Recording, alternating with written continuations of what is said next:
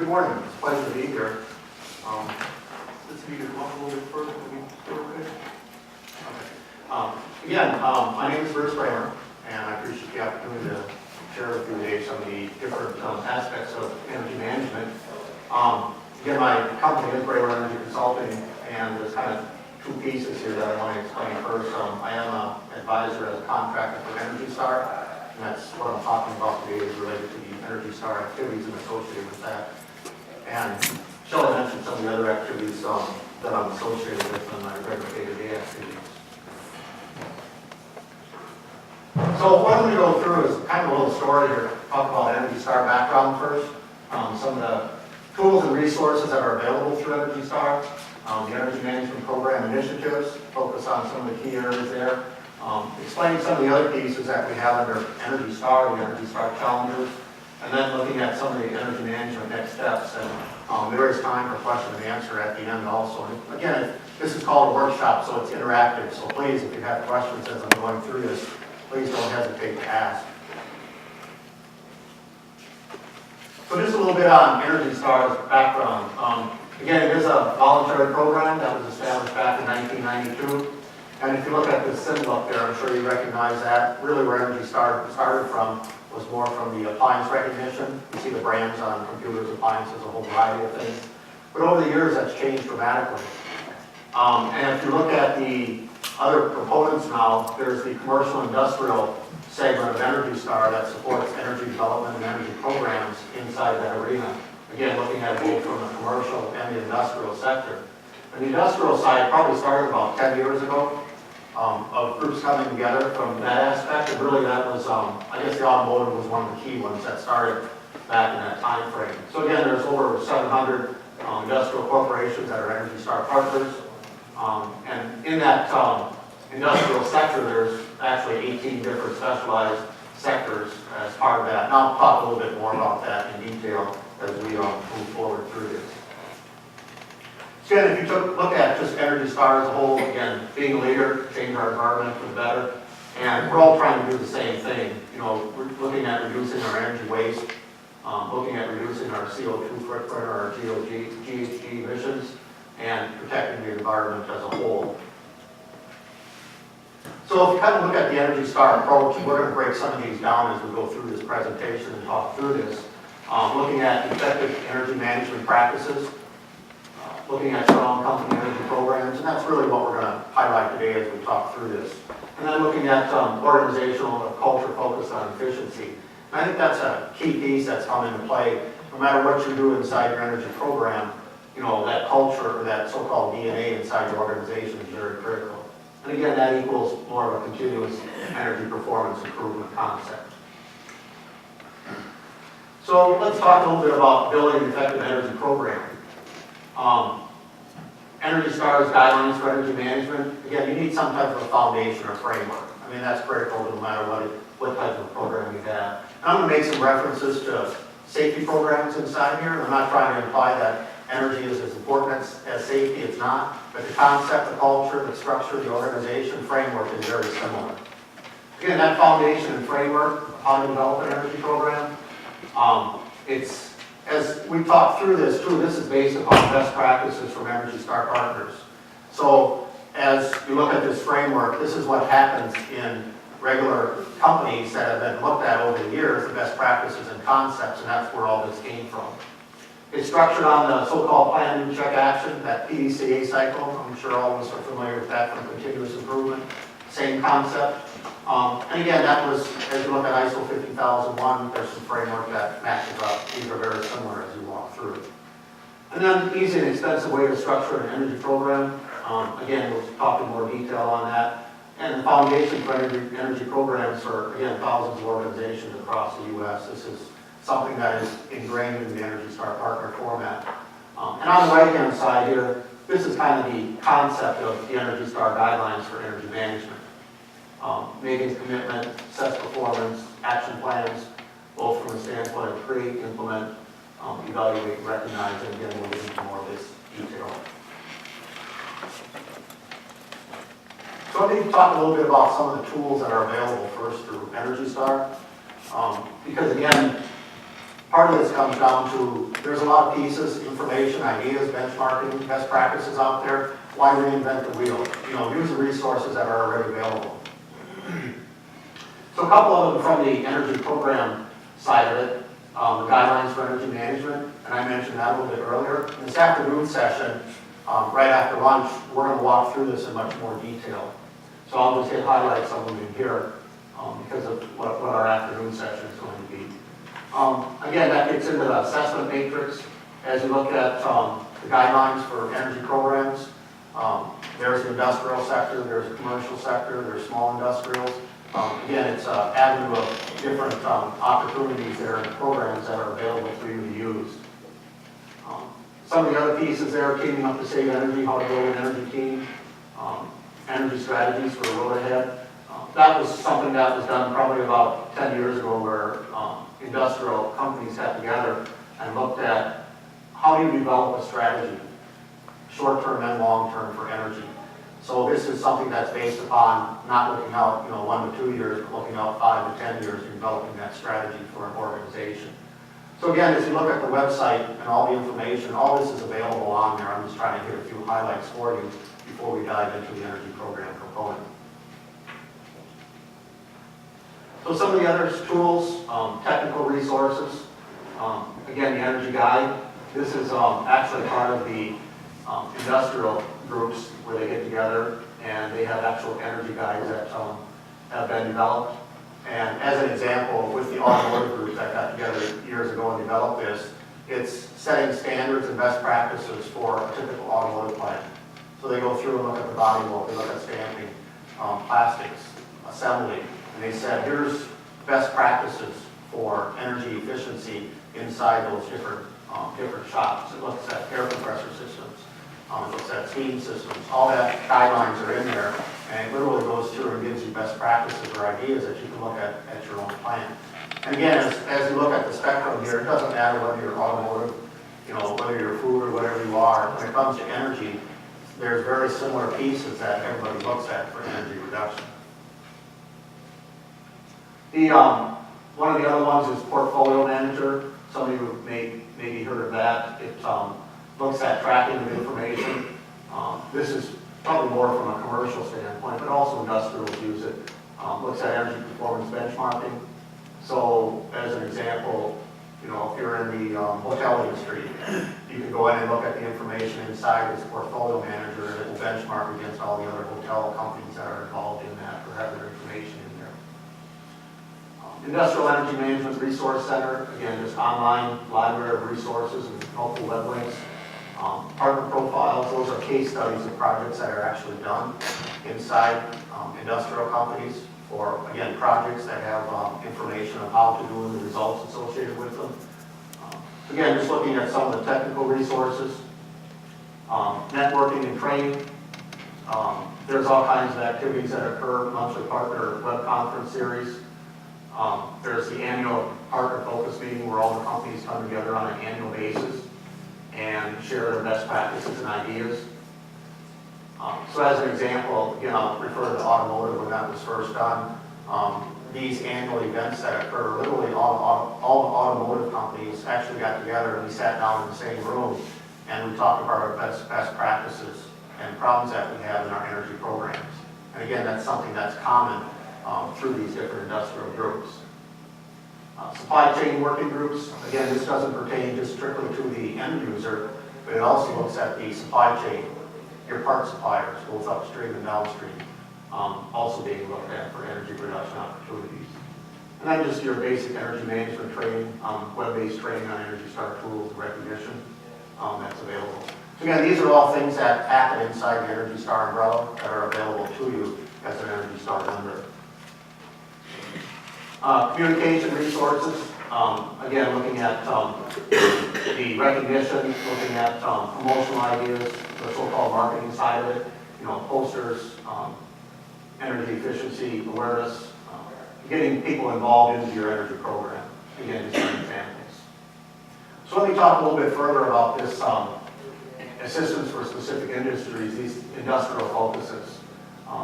Again, there's roughly 18 of these different focuses inside Energy Star at this point in time, and those continue to grow. So there's automotive, there's food, there's petroleum, there's a whole variety of different ones inside Energy Star. And what happens is these groups get together on a yearly basis and they talk through energy efficiencies and best practices from company to company. So again, this energy guideline that I mentioned earlier, again, it develops best practices for particular sectors.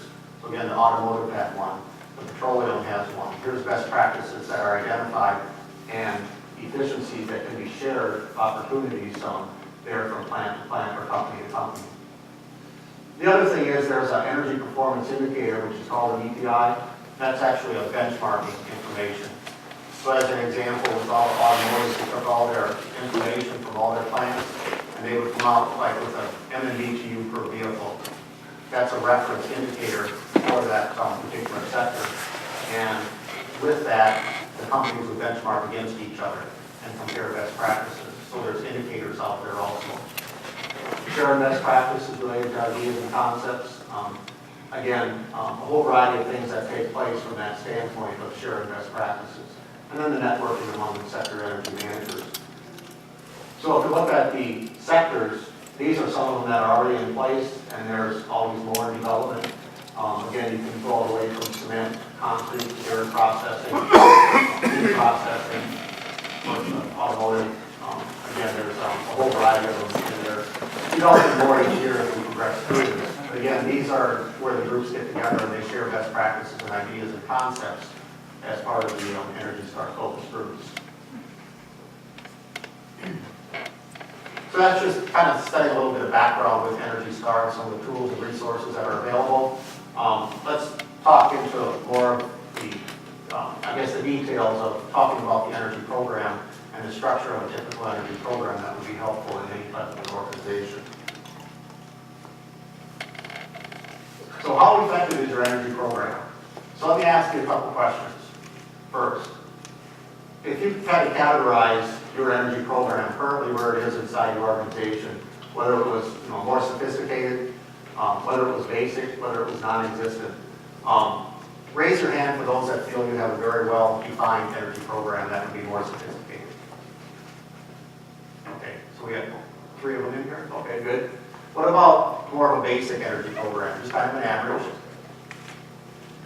Okay, good. What about non-existent? Something that you haven't really focused on yet. Okay. And again, what it's showing is everybody's at different levels in the spectrum. And what we're going to try and do is walk through some of this today as to the different levels and where you are and different opportunities or ideas and concepts that you can use inside your organization. Again, wherever you are, some of these pieces that we're going to talk about can help you move your energy program into a higher level. And as with anything else, that success really depends upon the resources that you can use and what you make with the resources inside your program.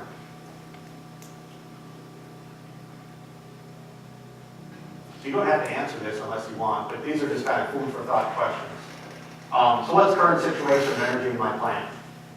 And let me give you a couple examples of this before I kind of walk through these questions.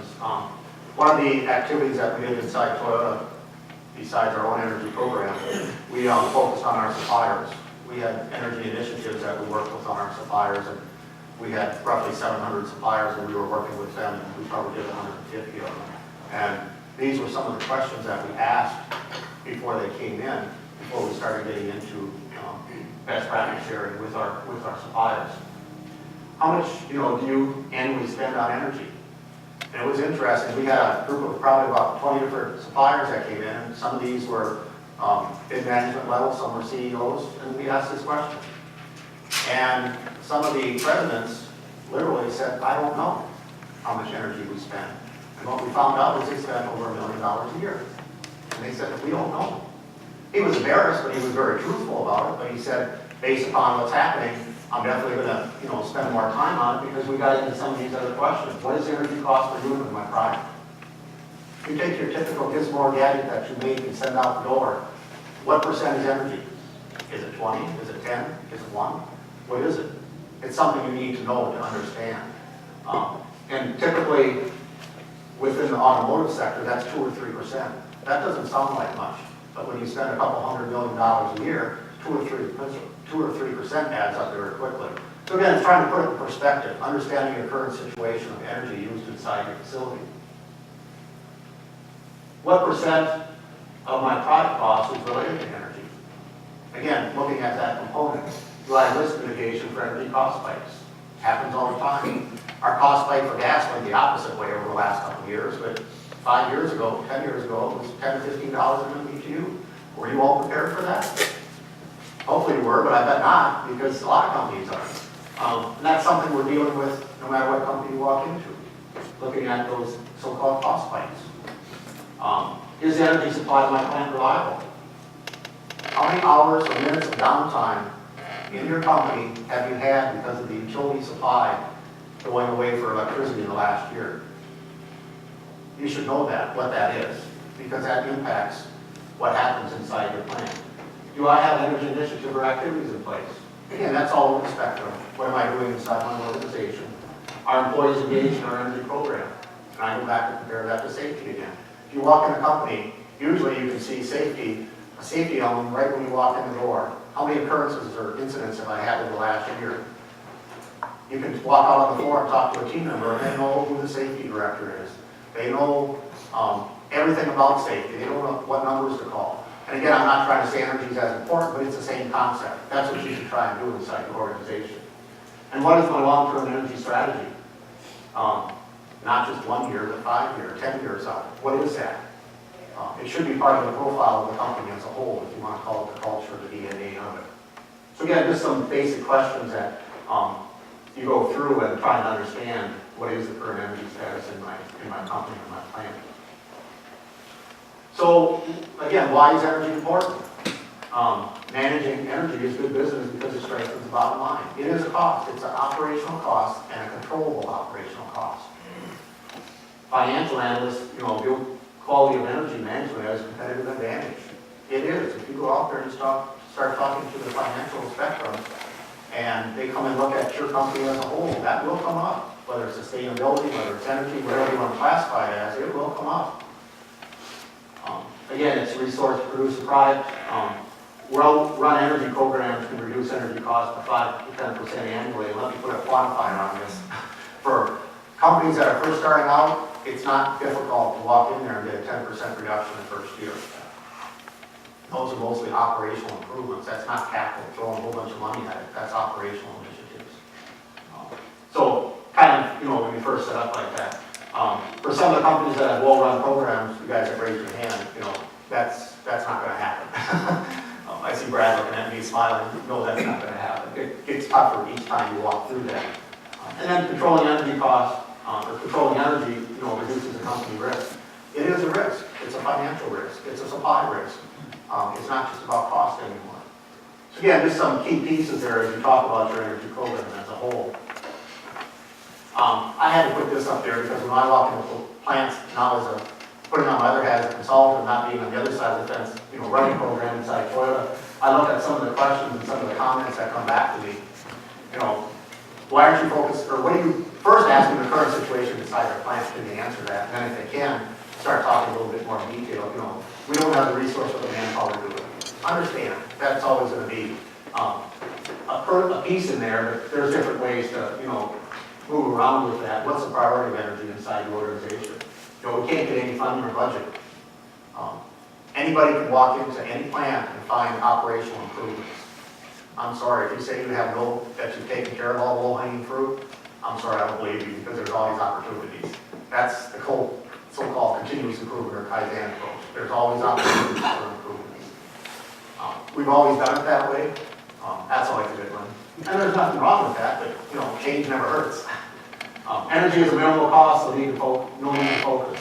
And again, that's always a good one, just like what we talked about earlier, is how much is energy cost per product out the door. We don't have any control over energy. Again, everybody has control over energy. Look at it from the standpoint of your industry or the plant you walk into every day, and then look at it compared to your house. When you leave your house, you don't leave all the doors open, you don't leave all the lights on, you don't leave the oven on, you don't leave the refrigerator open. Why should you do it at your plant? You can go both ways with that. The other one we tried that 20 years ago and it didn't work. pieces out there that, we're talking about change. Things are different now. So let's talk a little bit further now about, the program as a whole, an energy program just in general. Building the energy framework and foundation, and think about plant energy management. Who in here is from a plant first? Who has plant responsibility for energy? Okay, who has a corporate responsibility for energy? Okay, good, kind of almost 50-50. So again, looking at that framework or foundation for energy, the other piece too is don't reinvent the wheel. There are so many pieces, knowledge, expertise, concepts and ideas sitting out there, whether it's through Energy Star, whether it's through DOE, whether it's through these state programs, looking at the efficiencies. It's the person sitting right next to you, if they're in the same, area of, responsibility. All those ideas and concepts are sitting out there. Don't reinvent the wheel. Use those ideas in different pieces. Track your current energy spend and use. Again, going back to how much do you really spend? What is it, percentage of your product? Getting management support. Set the goals to achieve excellence. And implement the ideas.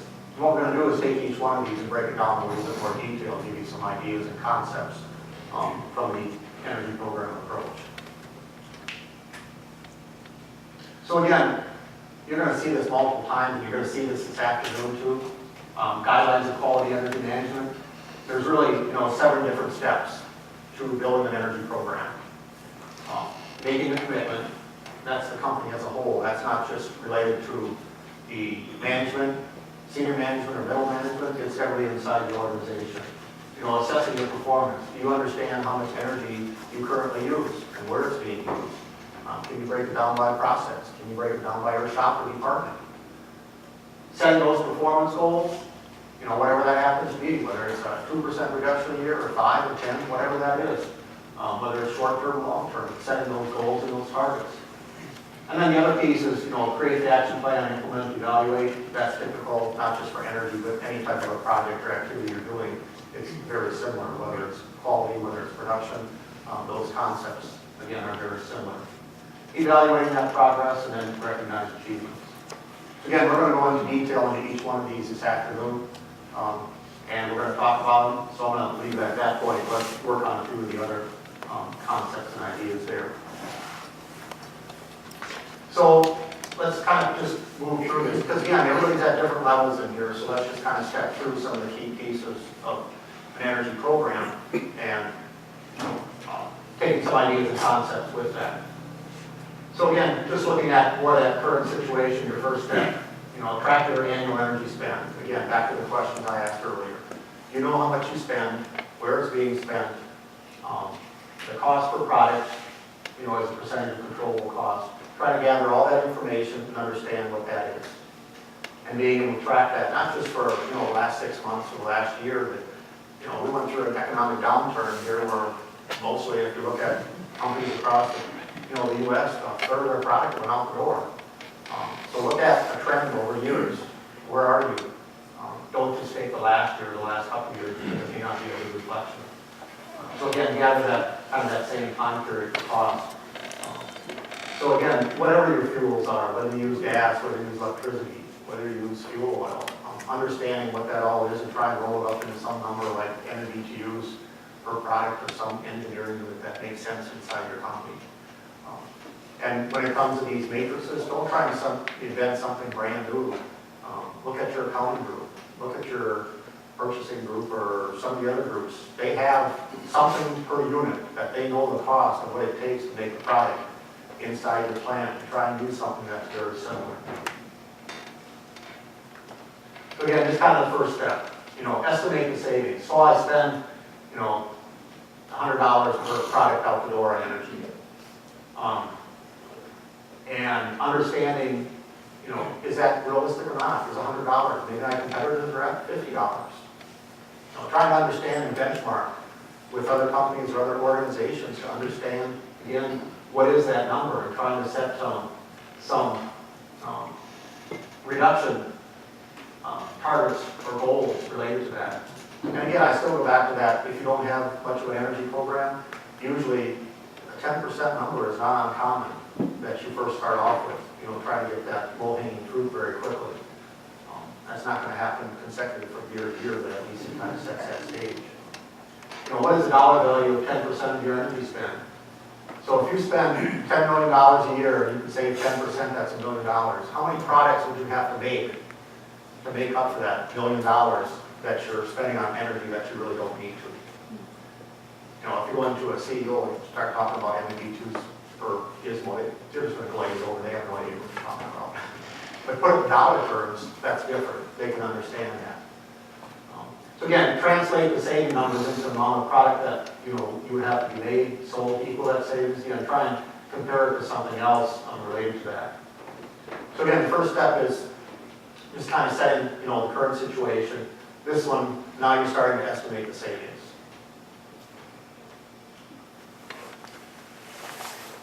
So once you kind of have that in your mind and you have that set, if you haven't got management involvement before, here's the time to bring them into the picture and start throwing some of those numbers at them so they understand what your energy spend is. So make them aware of how much you spend annually on energy. Again, maybe it's $1 million, maybe it's $10 million, maybe it's $100 million. Whatever that number happens to be, get it in front of them so they understand that. And there's nothing wrong with talking to your accounting groups and understanding what's spent for everything else. Inside Toyota, we have a little sheet that says, per vehicle out the door, here's how much we spent on labor to produce that vehicle. Here's what we spent on parts to produce that vehicle. Here's what we spent on energy to produce that vehicle. So we can very systematically go in there and understand exactly what we spent and what the percentages were. And it puts it in relative terms and priorities. So again, share that energy spend as a percent of controllable cost. And again, talking the language, the old elevator speech when you're going up the elevator with your CEO and you're the energy management. You better have something in your mind that you can throw out real quick to help you. And again, make the case for building an energy program. Energy is not something that's done vertically inside an organization. Safety isn't either. It's horizontally across the organization. It's not vertically. Maybe there's a group of facilities that's responsible for energy, but they aren't the only ones. It needs to go horizontally across the organization, whether it's purchasing, accounting, IS. Everybody has to have some involvement in the energy program as a whole. And again, that gets into making the case for building an energy program. Share the easy potential savings, percentage of savings, actual dollars. Again, try to quantify that and get that in front of management so they can help you. So after you kind of got that in front of management, they hopefully understand what the costs are associated with energy. Then start looking at establishing a goal. Inside your company, let's see, if you have your annual plans or your annual activities, usually accounting says we want a 5% cost reduction this year. They don't come out and just say, well, you guys, please help us into a cost reduction. They don't put a target on it or a number. Same with energy. How do you put numbers on it and associate that with it and establishing some type of energy goal? And again, kind of looking at both short-term and long-term. There could be a yearly goal for short-term reduction, but what's the 5-year, what's the 10-year plan? Trying to establish something along those lines so we can have an overall picture or a story or a long-term strategy that people can understand where you're trying to go. And the short term, looking at it for a year, that's fairly straightforward. When you start talking 10 years, yeah, that's a long time out. That gets more complicated, a lot more work required for that. But again, trying to do that in some mechanism there. So Brad, I'm going to pick on you for a minute. What's your long-term strategy right now? How many years out do you guys go? 10 years. 10 years, okay. And that's very typical. 10 years is not uncommon at all. We think that's a long time. But 10 years is fairly typical. So again, trying to identify and implement opportunities. So you have your management support. First, you understand currently how much you're using. You've got in front of management, you have their support. You're trying to set some goals and some targets. Now you're trying to identify and implement some of those opportunities. So if you have a 10% reduction, how are you going to get there? What are you going to do for projects to give you a 10% reduction inside the organization for energy? back to the first one, focus on operational improvements. When we set up our plans inside Toyota, we would go out 10 years for our actual, for our plans as a whole, the action plans. And when we did that, usually 50% of them were operational savings. Every year it was 50% in that range. What that told us is always there's room for improvements, because you're always changing process equipment. You're always changing some other type of equipment, or you're changing the model that you're doing. And it's different equipment, so it operates different. So that operational improvement's always there. And those are low cost, no cost. Those are actually, most of them are under somebody's control. You don't have to go to senior management to get approval on it for money. It's working with the other guy next to you that's running the operations of the process side and making some changes there. And how can I improve the operations equipment I already have? Obtain buy-in support from the end users. Again, this is where I'm talking, it's horizontally across the organization. It's not vertically. There's a few people in facilities that have responsibility for energy. It's horizontal across the organization. And then this goes back to some of the questions that I had, the things that I hear when I walk in the plant. So I don't have the resources. Here's a chance if you can say I can reduce energy by 10%, it's worth $1 million a year, but I don't have the manpower to do it. But here's all the operational changes I can make that are all almost low cost, no cost. Who's going to say no to that if it's like a less than a year payback for 6 months? Hopefully, nobody, sometimes, but in general. So again, this is your, that avenue to put this on a sheet of paper and show you a bigger picture of your story, the how, who, and whens. Implement the low cost, no cost opportunities. And again, I'm not saying capital projects aren't important, but if I can take and modify and improve what I already have, it's a lot easier to sell than going in and asking for money and looking at it from that aspect for capital improvements. Okay, so you have your projects listed, you have your ideas, you understand who's going to do what, from a results standpoint, the report and communications, you need to be able to track it. Because everybody's going to ask you, what success did you have? I gave you, $100,000 to do these projects, what happened to it? What's the results of what you spent that on? So again, getting in there and looking at, reporting the results in a simple manner, basic visualization, try and keep it in terms of something that's easy to understand or simple for people, especially at the higher level, talking dollars, that communication across the company, both horizontally and vertically, and communicate as monthly basis or try and get on a routine where everybody can, it's always in front of them. It's not something that happens just once a year. It's on a regular basis, whether it's monthly, quarterly, getting that information in front of them. And again, looking at both the short-term and the long-term strategy. So some of the basic steps, kind of the 5 steps we went through there, setting some of the basics up for an organization, looking at energy. I'm going to move on to a little bit like more of a mid-level and then to a higher level because again, the audience is a different spectrum of their energy program. So some of the other pieces, building energy teams and policies. Again, this isn't about 1 or 2 people inside the organization. This is about teams of people working together. Think of what you can do if you have a cross-functional team inside an organization. You have purchasing on it. Who should be responsible for contracts and for specifications? You have accounting on it. You have IS on it, who uses all kinds of energy. You have facilities. You have production. That's the intent, is to look at it multifunctional or cross-functional. Again, a baseline or benchmark, normalize. Again, trying to understand your numbers, what do they mean? Next one, I'll explain one of these here. Conduct treasure hunts or assessments or audits. I look at audits as more people coming in from the outside and focusing very much on capital. Assessments may be more related to a specific piece of equipment. Maybe it's a painting process as assessments. Treasure hunt is something that we developed back in the 90s, and it's looking at operational improvements. And it's like a typical 3-day event where groups of people from other plants and some outside come in, and they look at as operational improvements that can be done inside their organization from plant to plant. Very much based upon a culture inside there. I didn't just get facilities people. I had, maintenance operators, I had production line people, I had purchasing in there, I had accounting in there, I had a president in there one time, doing a treasure hunt. Again, it's identifying opportunities inside an organization.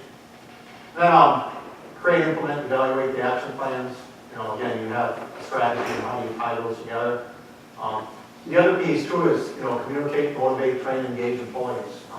How do you get everybody involved in it so that everybody out on the floor, walking out there on a day-to-day basis, has some concept of energy and understands it and can be looking at energy opportunities inside the organization. Again, then you get into internal and external recognition. And that last piece, establish energy as a plant DNA. You can call it DNA, you can call it culture, you can call it whatever you like to. But again, it has to be everybody involved in it. It's not just a couple people inside the organization. So here's a challenge. So you go back and talk to your president and ask him how much energy he spends on a yearly basis and see what happens. So just moving one step further, that was kind of mid-range. Let's talk a little bit about some of the other components inside a structured energy program. So there's a few more topics there. Looking at, energy management is a priority inside the organization. So there is senior leadership. The senior management is well engaged in it and understands the energy and how it's being used inside your organization. There's an energy policy. You have policies for environmental, for sustainability. You have policies for looking at safety as a whole. There's all kinds of policies. What do you have for an energy policy? Something very similar. The responsibility for energy is assigned, whether it's a corporate energy manager that's empowered, or a site energy coordinator, someone inside the organization that has responsibility. And I know you walk into plants and most of you probably wear 5 different hats. That's understandable. And one of those may be energy. So there has to be some type of a structure though, or an organization or responsibility inside the plant for energy. But don't keep it on yourself. Get a team. Get a team to work together with you and spread out the responsibility. Energy management systems in place, procedures and processes established. And I'm sorry, I went back to the old Toyota stuff. We have standardized work on the line. So when they put a car together, it's standardized, you do this, this, this, and this. Well, guess what? Turning off the lights during break and at lunch is one of them. Again, it's something that's done, that it's on somebody's radar screen and they're responsible for it. Tracking, benchmarking, reporting. You'd be surprised what happens with that benchmarking when you go out and start talking to other companies. And it doesn't have to be companies that produce, or competitors of yours that are producing the same product. It can be anybody. From the automotive side, it wasn't uncommon that we went out and did benchmarking with Kodak and 3M. And the reason we did that, because we were looking at the facilities equipment, their air compressor systems, their steam systems. How efficient are they? Didn't matter what the product was going out the door. So again, there's a whole variety of benchmarking things that you can use, whether it's internal in your plants, whether it's external. A whole variety of mechanisms there. Let's see. Mechanisms for regular assessments, you can call them audits, you can call them assessments. I still look at it, the audit. I still think of the IRS coming on to do their audit. They don't seem to be very helpful, so we stuck with, we went with a different word besides audit.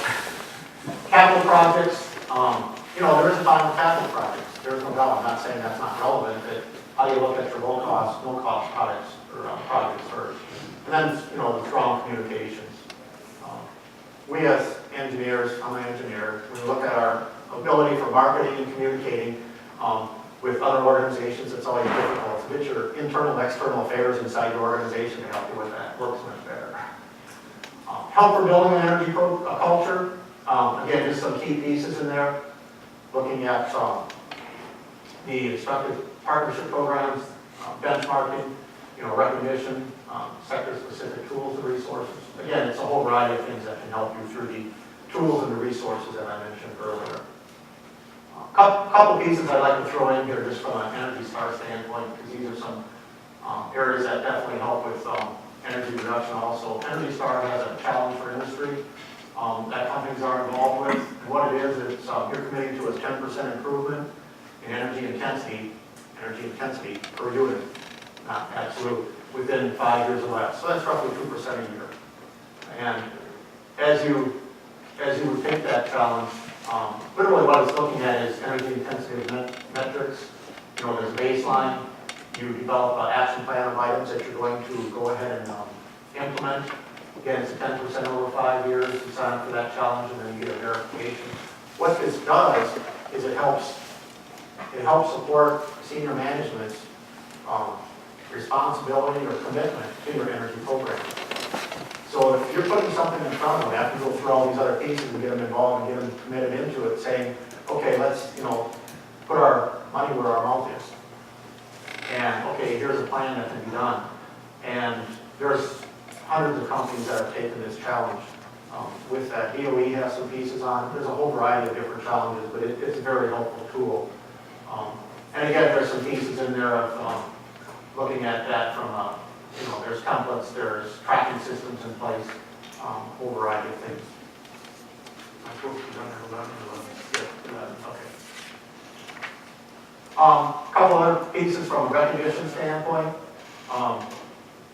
These are, inside Energy Star and outside Energy Star. There's awards that are given out.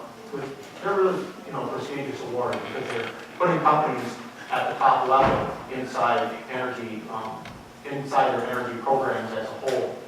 There's different ones in there for Partner of the Year, certifying the plant, the energy challenge for industry, some key pieces there. And this kind of lists out some of the award winners from last year, and you can see on there, there's one sitting in the audience right here, Brad.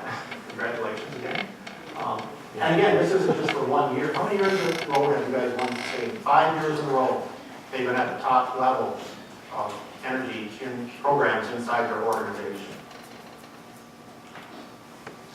So again, from the Energy Star standpoint, very easy and systematic approach that can be used for getting involved with Energy Star. And all those tools and resources, the benchmarking, the activities there, the networking, that's just part of the program. There's no cost to this. If you become an Energy Star partner, that's what you get. And that's why, it is very successful because all these companies are working together, sharing information, benchmarking, networking, and going through that. So the last slide here, just kind of getting things, trying to summarize and put things in perspective, kind of those next steps, no matter what level of energy programs you have inside your organization, taking those steps to manage it. Again, there's a lot of opportunities from an Energy Star standpoint, or improve what you already had. But I think that key piece there, looking at it is, you don't need to reinvent the wheel. Everybody's gone through this before. Brad and I can sit down and talk for, a half an hour, and we can share our failures and our, things that have worked out well. So again, if I've had some problems with something that I was doing inside my organization, he can learn from me. Why should he have to go through the same thing? And that's what happens inside the organizations. Working together to develop energy initiatives. This has, at company level standpoint, just sharing information and working together as companies, from the utility standpoint. Outside of Energy Star, just looking at what we did inside Toyota, I spent a lot of time working with the utility companies that supply the 15 plants in North America that we had, and working with them on incentives and rebates and efficiency improvements and a whole variety of things. That interface, that communication, that relationship, it works very well, and it's very critical. Whether it's the state and federal agencies, again, we had a very good rapport with our state activities that personnel responsible for energy there. A lot of information was shared, and best ideas, and working with other companies. All this works very well. There's structures for it. It's already been done. It's just how to do it. Just other organizations, gaining recognition at all levels, share best practices and ideas, and again, looking at Energy Star, some of the key pieces that can be done. Some contact information. Again, I'm a contractor for Energy Star. I'm not employing those. I can help you, but if you're looking for the true person, up on top there is Betsy Lutro. She runs the Energy Star, the EPA organization from the industrial sector. On the website, all this stuff I went through is on the website, and it's all information that's available. There's, once you're an Energy Star partner, it's all available. It can be used. So what we had inside Toyota when we looked at this is from an energy standpoint, our model was only use what you need, when you need it, the amount needed, and that just-in-time energy. So when I'm producing my product, my energy should be on. If I'm not producing the product, the energy should be off. That's kind of the approach we use. So at 45 minutes, I tried to tell you what I could. Comments, questions? We still have some time for that. Yes? Jeff Henry with the Deere & Company, thanks. I wanted to ask maybe about the challenge particularly, so, and based on your experience at Toyota, so probably a lot of assembly, so not quite as energy intensive even as some of your suppliers maybe, but we have assembly at dealerships, you have engine plant, maybe you have a transmission plant. So how is the interaction then with that challenge done? Is it site by site, or did you try to wrap it all up into one? It's by site, by plant is the way it's set up. Yeah. It's by plant. And did you try to drive specific sites to participate, or would you recommend that kind of thing, or how would you recommend managing that? I would recommend you start with one. I like the pilot approach on almost everything. To start with one and work through it with them, work out all the bugs and problems or concerns, and once you have that, it kind of takes off on its own. That's what I recommend. Other questions or comments? Yes? You kind of mentioned earlier that you had failures over the years. Could you kind of go into a little more detail as far as maybe an example of what that looked like and how you kind of recovered from that in the eyes of the corporate folks? Sure. I would say one failure that we had early on as we set up our program is the involvement of the process groups. We were facilities, and we interfaced with, paint class, everybody inside the organization on the plant floor. But what we didn't get far enough into was the people that were designing, like the paint shops, before they went in. That's where we missed out in the beginning.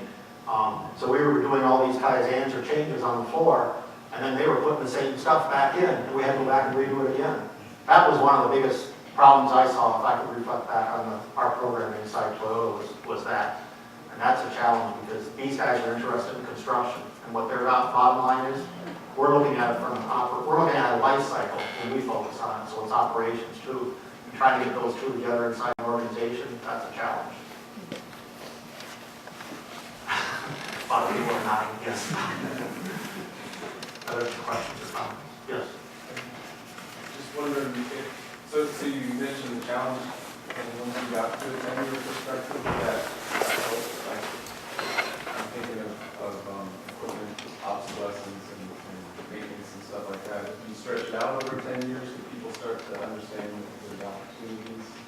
Yes, from a strategy standpoint. So even like when the paint guys were designing the paint booths, that's like 70% of all the energy used in an automotive plant.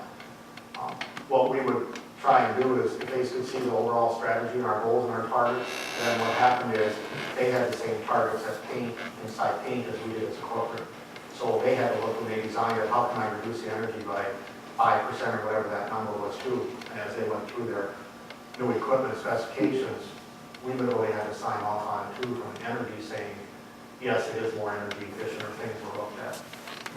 Granted, when it came to the bottom line about the dollars, how much it's going to cost to do that, that was still valid, but at least there was a mechanism inside the organization to do that. One more question? Yes. Yes, go ahead. Sorry. You said you can use Energy Star to kind of get leadership involved and really get them engaged, and I guess have a piece of the stake in there. What's the strategy you use for people out on the floor? I mean, where you really want to change that culture and have the guys on the floor, because those are the guys that know best, Right. to buy into it and to be vocal about it. Whenever we put action plans together, annual plan strategies, I always had a person inside the plant, and literally we had more of a consensus agreement about what the strategies would be, so they were brought in at that level. Before, it wasn't done at a corporate level, it was done more at a plant and corporate together. And what that did is, they had people inside their plant in their energy team, one from each shop, that also bought into it. So by the time we were done, we had pretty well everybody bought into the program before we even went out and started implementing it. That's probably the biggest piece that we had from a team standpoint.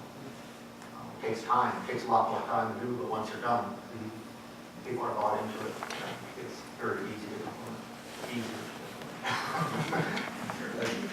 Okay. Again, we're going to talk this afternoon, there'll be some more time for questions, we'll run through the Energy Star guidelines.